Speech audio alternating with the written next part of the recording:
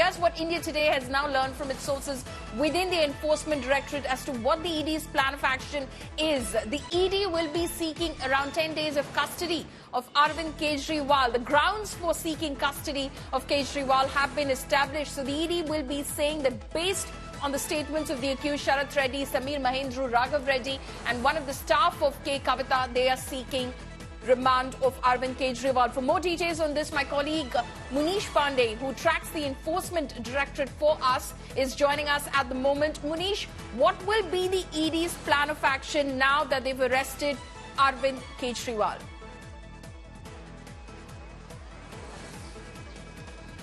Well, Paulami, we have been given to understand is that the ED will be seeking 10 days of custody of Mr. Arvind Kejriwal, and to get 10 days of custody, ED needs a strong remand copy. And here, the plan of action for the Enforcement Directorate is to somehow link Arvind Kejriwal not only to the money trail but also to the conspiracy. Now, as far as ED's ground of arrest or the ground on which they will be asking for further custody of Mr. Arvind Kejriwal is going to be the statements which were recorded by the Enforcement Directorate under Section 50 of Prevention of Money Laundering Act. The important statements are going to be of the accused like Sharath Reddy, Raghav Reddy and Samir Mahendru, also one of the staffers of K. Kavita. Now, why these statements are important? Because all these statements are of the accused who were arrested by the Enforcement Directorate. Some of them were detained by the Enforcement Directorate and later their statements were recorded.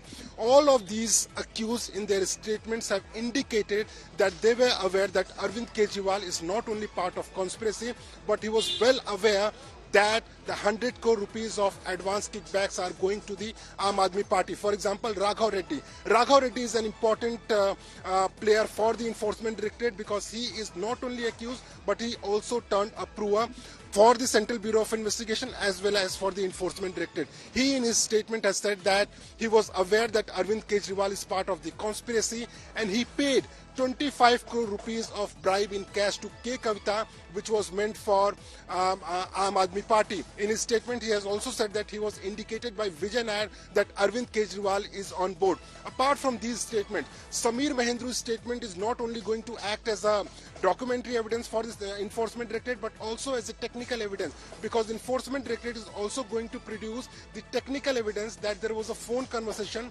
between Samir Mahendru and Arvind Kejriwal. There was a direct conversation in which Arvind Kejriwal told Samir Mahendru that Vijay Nair is my boy, you can trust him. Now this is going to be, according to Enforcement Directorate, a solid evidence. Apart from all these statements, Paulami, the second crucial information is that ED is also going to mention for the first time some of the statements recorded by the Enforcement Directorate of Aam Aadmi Party candidates who fought elections in Goa. Okay.